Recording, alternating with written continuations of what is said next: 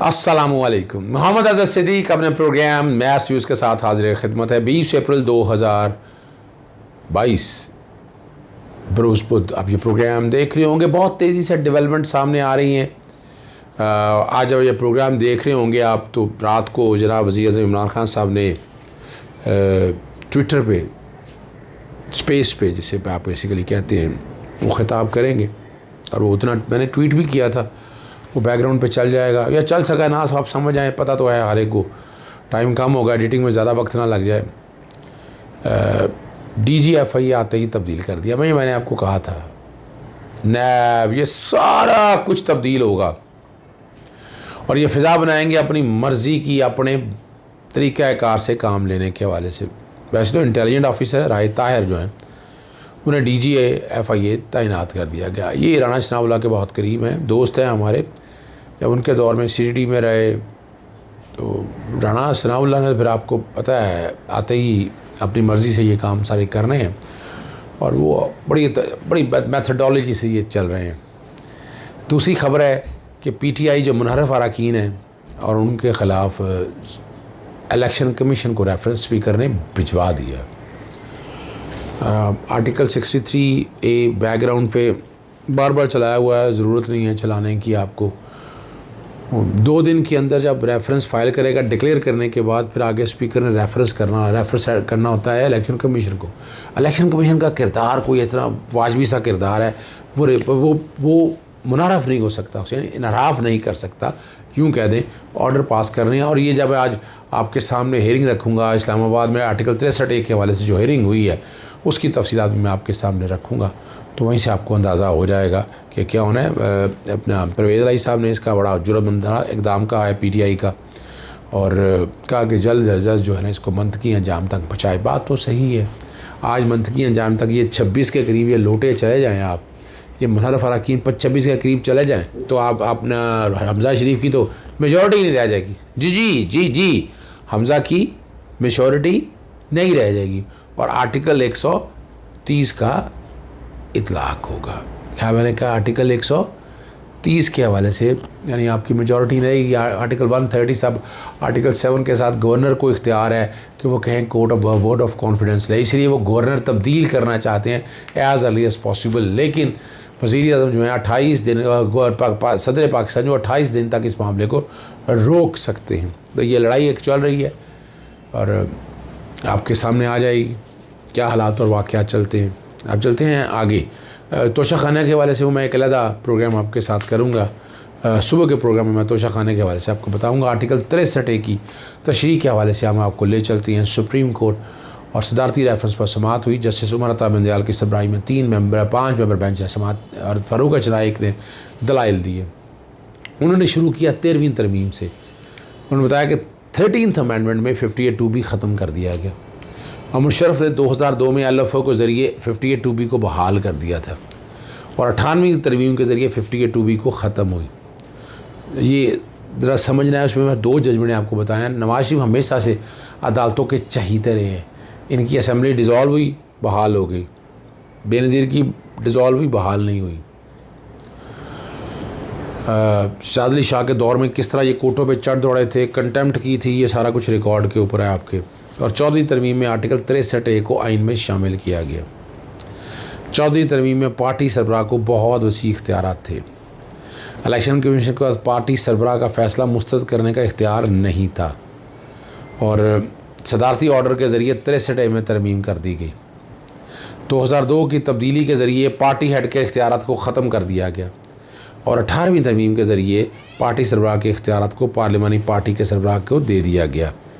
18वीं तरमीम में 63A के इख्तियारात को मज़ीद कम कर दिया गया, ये उनका कहना है, हालांकि ऐसी बात नहीं है।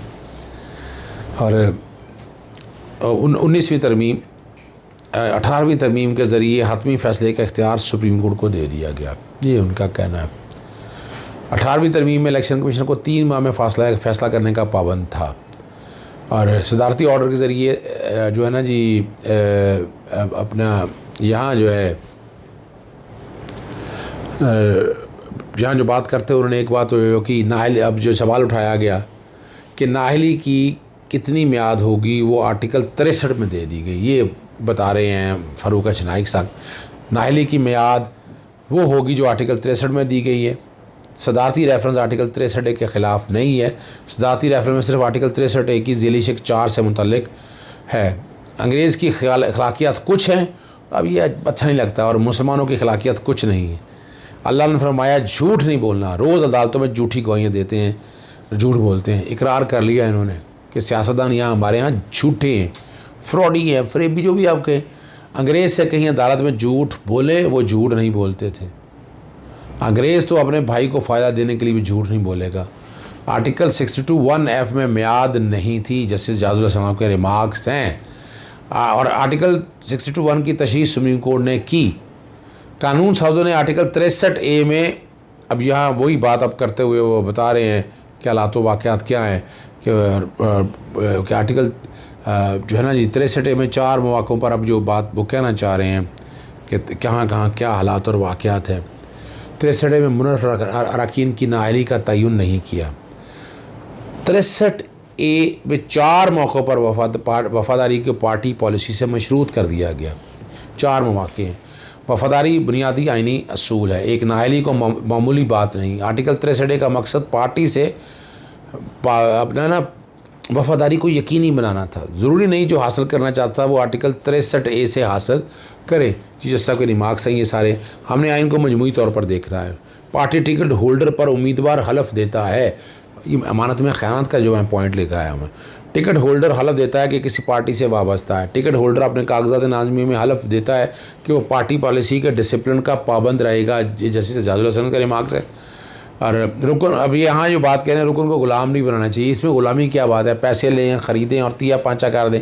अगर कोई शहरी सरकारी नौकरी लेता है तो क्या ग़ुलाम हो जाता है? जस्टिस जाजुल हसन साहब के ये रिमार्क्स थे, उन्होंने इसको मज़ीद तशरीह करते। अगर कोई रुकन खिलाफ वर्जी करता है तो सज़ा आर्टिकल 63A में लिख दी है। अब हलफ की पासदारी ना करना ये बेईमानी है, ठीक है जी। कैंसर क्या होता है? कैंसर ये होता है कि बॉडी के सेल जिस्म को तबाह शुरू कर देता है। जैसे मुनीर साहब के रिमार्क्स है, पार्टी से इनहराफ भी कैंसर क्या कहा गया। पार्टी से ना पर नाहली नहीं हुई, क्या बेईमानी पर नाहली नहीं हो सकती? क्या बेवफाई है? बेवफाई बेईमानी नहीं है। बेवफाई सख्त अल्फाज है और आर्टिकल 63A में ज़िक्र नहीं है। और कोई पार्टी में अब जो यहाँ बात करते हुए मुस्तफ़ी हो जाए तो वज़ीर आज़म कैसे मुंतखब होगा? जैसे जमाल मंदोखिल के रिमार्क्स हैं। मुस्तफ़ी रुकन इलेक्शन लड़कर दोबारा आ सकता है। बेईमानी हो या बेवफाई, दोनों के नताइज आइन में दिए गए हैं, ये फ़ारूक नाइक साहब कहते हैं जी। कानून साजों ने आर्टिकल 63A में इनहाफ के लिए नाअहली का तयन किया। आर्टिकल 63A में 4 मौक़ों पर मैं पहले भी बता चुका हूँ। और वफ़ादारी जो है ना वो बुनियादी असूल, सुप्रीम कोर्ट ने इसको ज़रा सम अप करते हुए ये कहा। आर्टिकल 5 में दर्ज है कि हर जमात के रुकन को रियासत से वफ़ादारी लाजमी। ये अब स्पीकर के हवाले से ही बात भी हो रही है, यहाँ भी आ जाता है। नाअहली तो मामूली चीज़ है। जैसे उमर ताब बिन दयाल साहब के रिमार्क्स थे। और जब एक रुकन हल्फ में कहता है कि एक जमात का रुकन है तो उसका मतलब वो पार्टी पॉलिसीज़ का पाबंद है। जस्टिस जाजुल हसन के रिमार्क्स थे। पार्टी रुकन ग़ुलाम नहीं होता, हर बात पर अमल करे। सरकारी मुलाजमत अगर मुलाजमत करते, ये मैं आपको बता चुका हूँ, हर चीज़ है जमात के कुछ क़वायद व ज़वाबित होती है जिनकी पाबंदी लाजम है। अगर कोई शख्स बदनीति पर नाहल हो जाए तो अब यहाँ जो बात है ना जी वो अगला इलेक्शन के लिए नाहल हो जाता है। ये बात आइन में नहीं लिखी हुई, ये बात लिख दें। अब यहाँ जो बात कर रहे हैं ना, यहाँ जो भी अब इन्होंने अपने तौर पर बहाने बनाने हैं या काम करने हैं, ठीक है ना जी। आवाम को फ़ैसला करने दे के किसको मुंतखब करना, यही तो मैं बता रहा हूँ कि कुछ जजेस के हमारे यहाँ वो करप्शन, जो करप्ट वो बैठ भाई, ये करप्शन में लुथरा हुआ आदमी है और वो बार बार ये काम कर रहा है, तो उसको रोकना किसके, बैरियर किसने लगाने हैं? ये तो हमारे आइन ने लगाने हैं ना, ठीक है ना जी। अगर यही बात है, जैसे जाजुल साहब ने कहा, फिर 62-63 को आइन से निकाल दे। अब ये वो कहते हैं इनहराफ पर तहयात नाहली नहीं हो सकती। नाहली जैसी बड़ी सा ट्रायल के बगैर नहीं दी जा सकती। जस्टिस मंदू खान खेल का आया जी, आज़ाद उम्मीदवार होकर पार्टी में शामिल हो जाने वाले ने जमात से वफादारी का हलफ नहीं लिया होता। जस्टिस जमाल मंदो खेल है। अदालत घोड़े और गधे को एक नहीं कह सकती। फ़ारूक नाइक साहब के ये उनका ये कहना था अपने तौर पर, जिस तरह भी वो बात करना चाहते हैं या कहना चाहते हैं जी। और सियासी जमातें पार्लिमानी निज़ाम में रीढ़ की हड्डी होती हैं।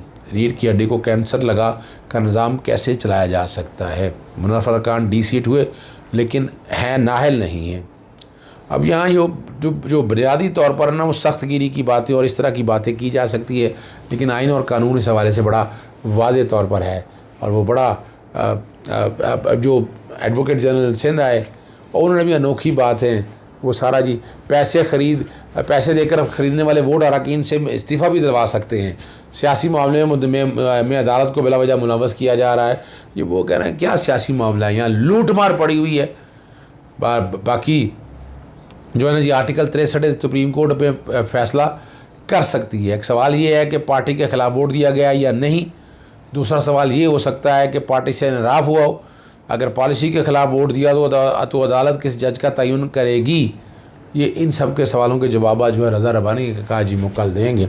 वक्त ज़्यादा हो गया, इजाज़त चाहूँगा। अस्सलाम वालेकुम, अल्लाह हाफ़िज़, पाकिस्तान जिंदाबाद।